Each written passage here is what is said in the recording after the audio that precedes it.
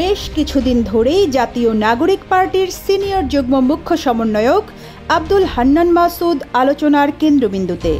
একের পর এক বিতর্ক, নতুন অফিস, বন্দর কমিটিতে নাম থাকা, হাতিয়ায় গাড়িবহর সহ শোডাউন, আর এখন আলোচনায় কার গাড়িতে ঘুরছেন হান্নান। অবশেষে মুখ খুললেন তিনি।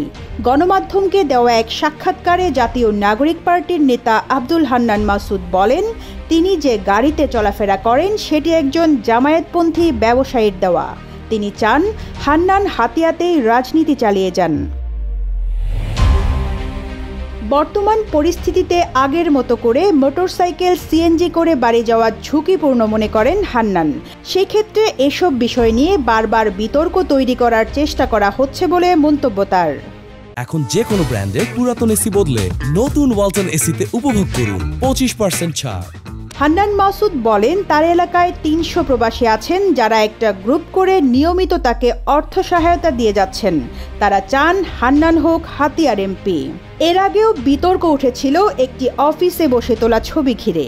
গত 12 এপ্রিল অফিস নিয়ে ফেসবুকে এক পোস্টে ছবির ক্যাপশনে তিনি লিখেন, ঈদ পরবর্তী সময়ে প্রথম দিনের মতো অফিসে আসা এক অন্যরকম ভালো লাগা।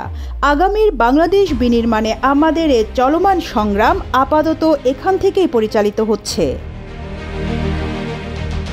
এরপর এ নিয়ে সমালোচনার ঝড় থামাতে গত 19 এপ্রিল নিজের ভেরিফাইড ফেসবুক অ্যাকাউন্টে দেওয়া এক স্ট্যাটাসে হান্নান মাসুদ জানান, তিনি দুটো বিষয় পরিষ্কার করতে চান।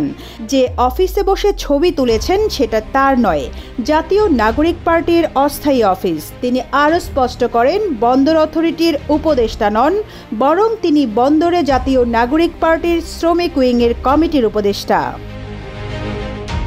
Rizwana Rinti, news desk, Ittefaq.